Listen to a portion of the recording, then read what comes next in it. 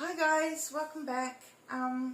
Today we're going to finish our first page. It might take a couple of videos, but that's what the next stage is. And congratulate yourselves on getting all the patches finished. If you've been following along, we're finally going to get to the end of the first page, which is great. So today we're going to need our patches.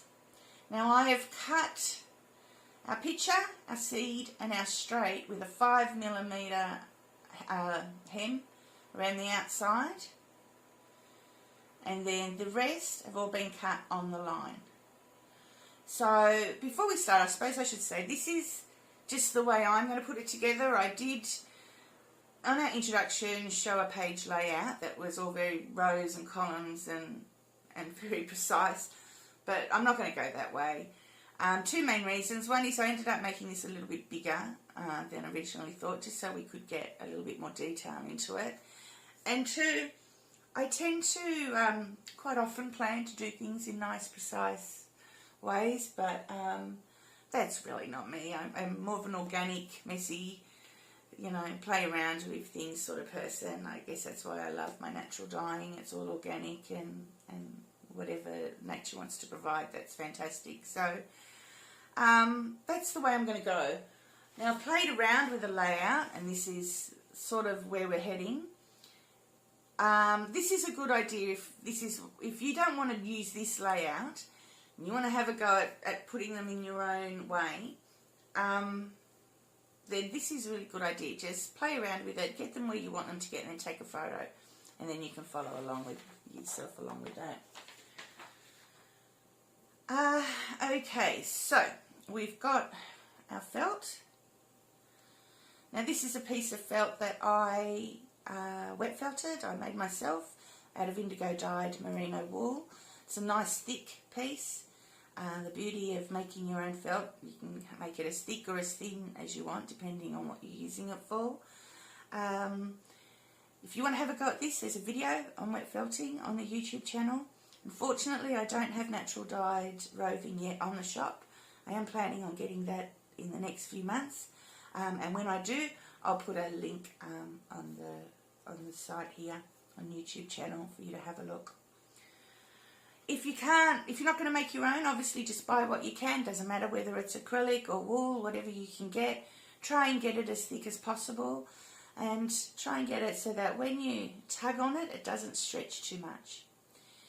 If you're a little bit worried and it stretches, like it's about to break, you can always add some woven interfacing at the back, just like you did with these, and that will just help sturdy it. But there shouldn't be too much of an issue because we're adding our linen fabric on top of our felt, and that should all be quite sturdy in itself.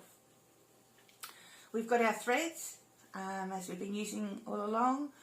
Again, this is my indigo range, link below for my 2-ply wool thread.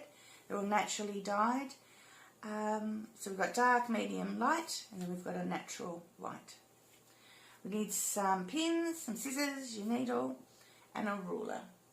And I think that's it. I think we're about ready to go. Okay, so my piece of felt is 17 by 21 centimetres. Now, if we're going to make these into a book later on, we need to leave an edge free for us to do our book binding, basically. So this rule is about 2 centimetres wide, so I'm going to use that as sort of my template for where I am going to butt my pieces up to. So I want to leave that 2 centimetres bare, because we're going to, one, need to sew all these pages together, and then two, when you sew them together as you open them up, you get that little tucked piece right at the edge of the seam that you don't necessarily see what's there. So we want to leave a little space so you can clearly see what's there after you've done all this work. So we're going to start off with our house. Now again, I want to leave about a 5mm border on all the edges, because the plan is that when we have finished page 2, we will put the 2 pages together and sew them together so you can't see the back. It's all nicely hidden and you've got a nice thick page with something on both sides. Alright, so we're going to start off, I'm going to start off with white. I've decided to do the border of our picture in white, mainly because I want the embroidery to be the main feature, and I am going to do quite a heavy border for this one, so I don't want it overtaking from the house in the middle for all this lovely embroidery work we've done. But, you know, again, up to you what colours you want to use, how you want to do it, what stitches you want to use. So we're going to basically be doing a blanket stitch that is done, this is sort of like an applique. This is the way a lot of applique is done. So we're doing a blanket stitch where our line will form at the edge here and will come down, the stitch will end on this border. And then once we finish the blanket stitch, we will then go around and do a split stitch along this border, and we'll end up with a nice little fancy border. So I'm going to start at the top. So you want to start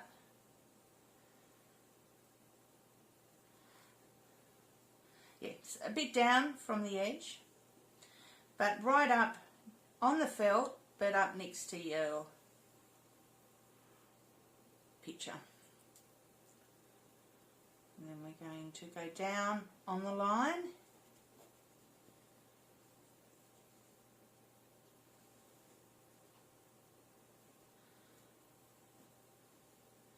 Again, leaving our loop, remember from our, we're coming up right next door with our loop on the right.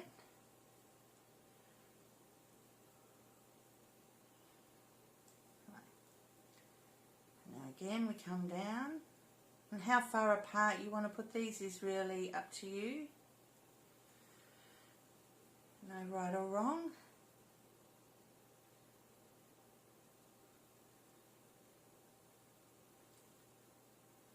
Am I right there? It's a bit hard from this angle, sorry guys. So we're coming up again in the felt, but right next to our linen fabric. Loop around to the right, and we pull. Again into our line, come up above in our felt against the linen,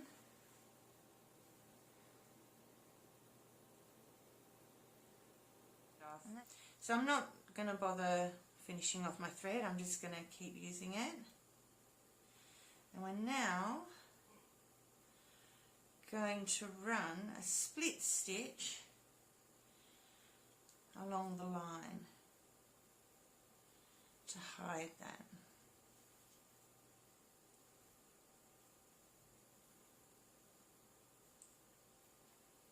So again, if you can't quite remember what you're meant to be doing with the individual stitches, you can always go back to the videos on the channel so that you can do a bit of a refresher. Absolutely no shame in that. Oops.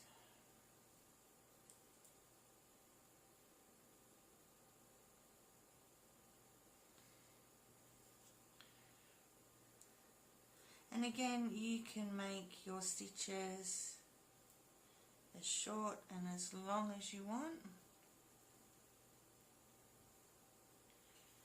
It's really up to you, no right or wrong. I do have a habit of doing quite small stitches, but that is because I do a lot of small soft sculpture work, miniature soft sculpture work actually, so it's just a habit. can definitely do them a bit bigger than this if you want. Okay, so finished the split stitch. So we've now got a nice border and a secure patch for our Asian house. So time to move on to some of our other patches. So I've got the back stitch here. I'm just going to put my ruler back down here so we make sure that we don't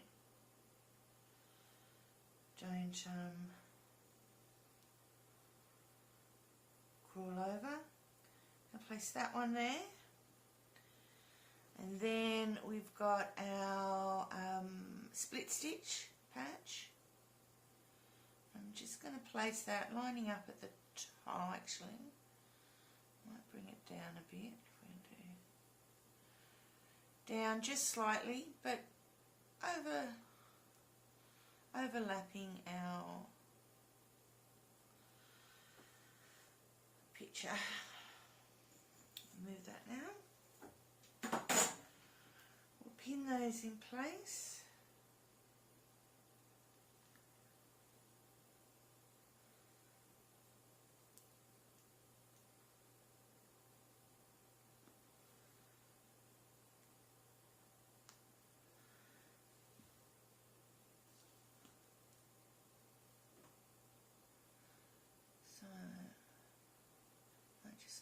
A little bit more, so nearly to the top but not quite, because we're going to do a straight stitch, so we want a bit of room for that. And then over there, so right. Okay, so both of these I'm going to do an outline of just a straight stitch. So again, come up on your felt, not on the linen, and then come down onto your linen.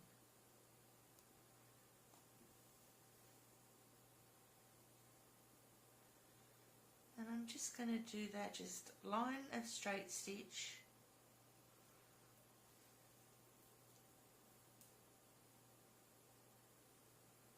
all the way along. Okay, so I finished these two patches. We've done straight stitch, lines of straight stitches. Then yes, on the corners I've just added a little bit of diagonal to hold those corners down. So the next two patches I want to work on is our running stitch and our blanket stitch.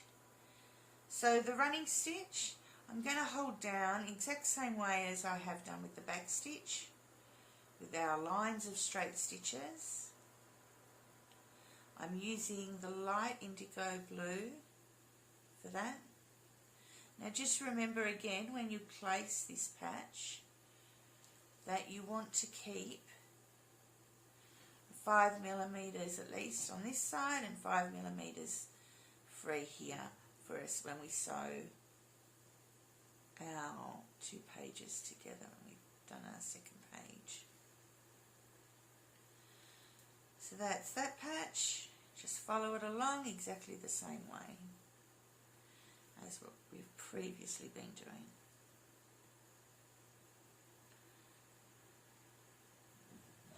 Okay, so the other patch we're going to work on is the blanket stitch. Now again, we're placing it so that there is 5mm left on the side here. We're just overlapping there, so pretty much directly underneath our split stitch. And for this one, I'm going to use, surprise, surprise, blanket stitch to hold it down. And I'm going to try and put my stitches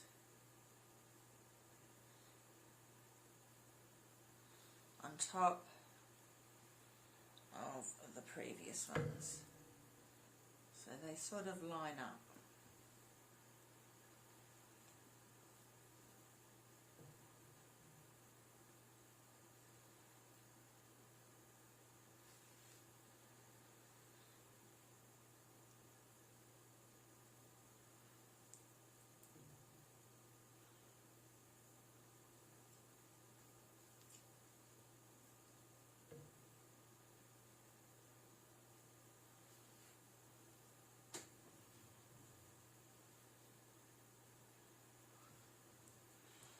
That one will straighten up when we finish it off. Come back around and finish it off and pull it back. So as you can see, I'm doing it on top of the previous stitches, just to give it a doubled blanket stitch effect.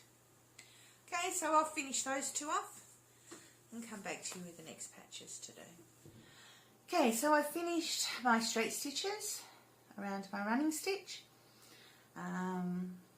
Trying to keep them as even as possible. And then I've done my buttonhole stitch, finished that around the buttonhole stitch. Now, just a little tip or hint. Because we're following our previous stitches, it actually means that we've got quite a bit of space in between these stitches around the corner. And that can sometimes, if you're anything like me and you have quite a bit of a tight tension in your stitch, it can make this section draw forward and in and not line up as much. Now in this corner here, I've just been able to pull them back out and into place, and where I want my tension obviously wasn't too tight. But in this corner here, my tension was obviously a bit tighter and it was dragging them in. So I don't think you'll be able to see it because you need to do it very, very small. But I've actually done a little couching stitch over the top to hold that in place. So it's basically just a minute, small, straight stitch coming up and over that thread to hold it in place. And I've done that on both sides. And when you're working with this thick wool, you can barely see it. It's not something that will stand out to you, but just holds things in place. So it really will depend on your intention and how you're feeling as to whether or not you'll need to do that. Like I said, on this corner I haven't bothered as much, whereas on this corner I definitely needed to do it. So a little tip for you there. Right, now we're next going to work on our seed and straight stitch patches. So our straight stitch patch, I'm going to place there. So we're placing it over the top of our embroidered house. We don't want our edge to come out this corner. Just make sure this corner doesn't come out too far and over that area that we're going to have to sew later. And we'll just stitch that one there. And then this one I'm going to place, again, just under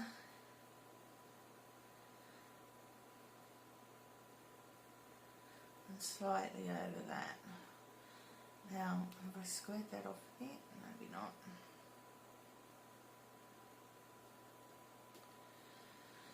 Maybe I'll just grab my ruler and make sure that I'm not going over that 2 centimeters again. So I'm not.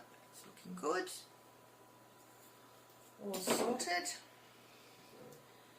Right, now for the straight stitch patch, I'm actually going to do a split stitch border along this line, holding the patch in place. So I've gone with my white again.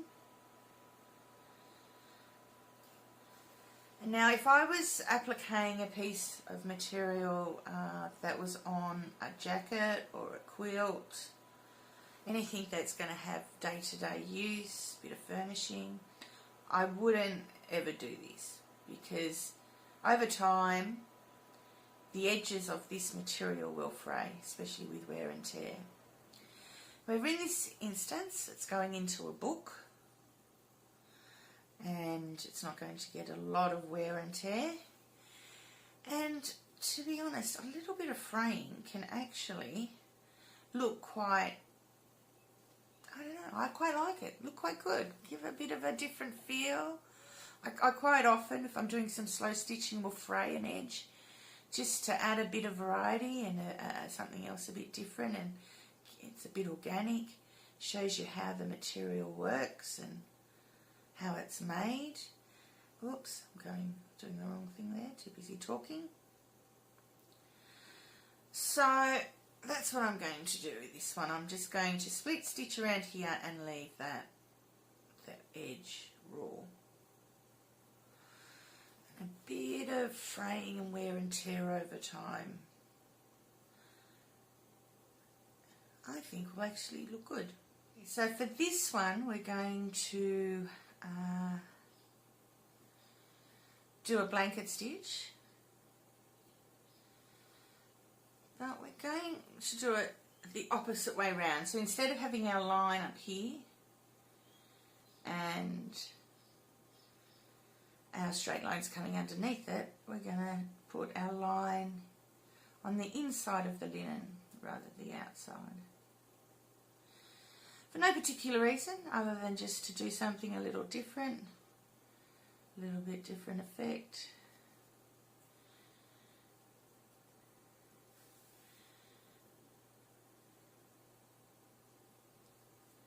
It's just going to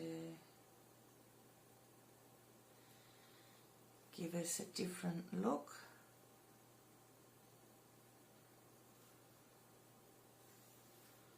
Oops, helps if I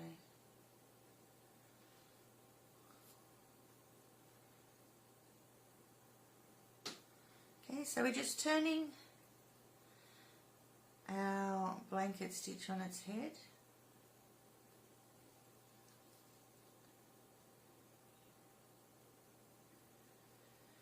And doing it the other way around.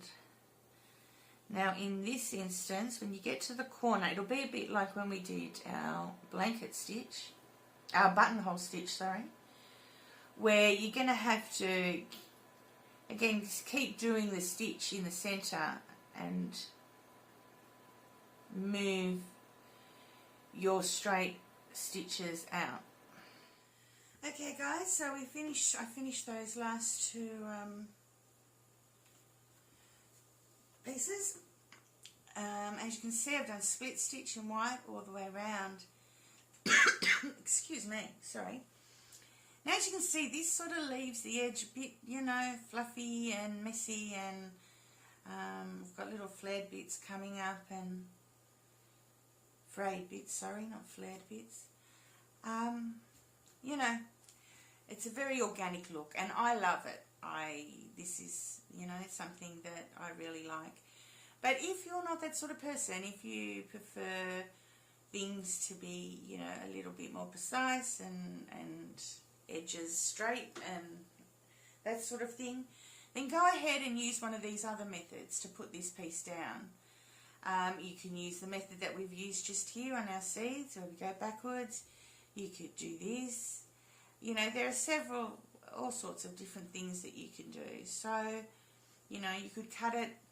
It'd be a little bit hard maybe to cut it and still do a straight stitch over, but I'd go more for the blanket stitch, or the blanket stitch and split stitch combined. So if that's more your jam, to keep things a little bit neat and your edges as straight as possible and a little bit more organised, then you go ahead and do that, and that's fantastic.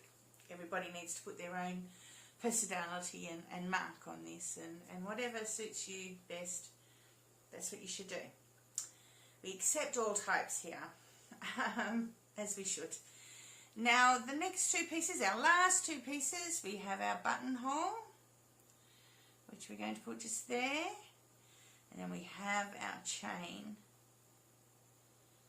which we're going to put just there. So I'll just pin those down again, making sure, you must be sick of me saying that by now, that we're in that outside of the first 5 millimeters on the edge there. You must be so sick of me saying that by now.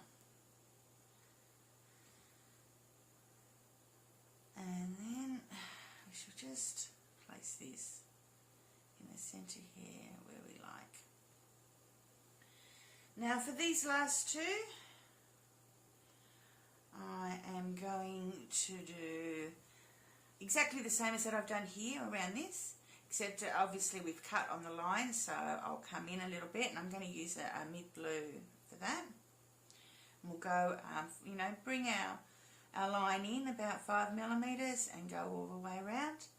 And then for this one, I'm just going to do a straight stitch like we did here and here, all the way around. But I'm going to do that in the dark indigo.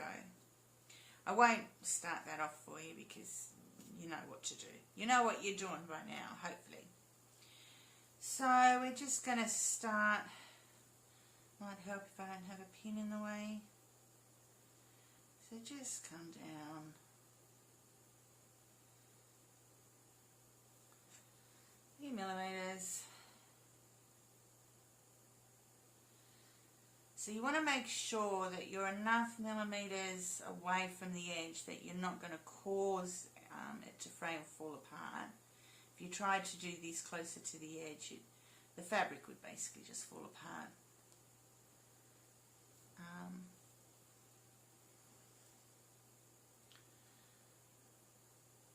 But we're just going to do it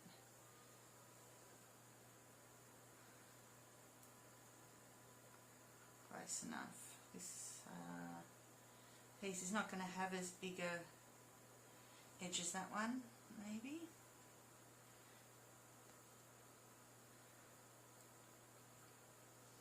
And it's really about, this is really about practicing keeping your eye in without drawing lines all over your work. And it is a technique that I am still learning, still practicing, you know, decades and decades later, never get it 100% right, but you're just trying to keep this amount of white about the same amount all the way along and forming as straight a line as possible.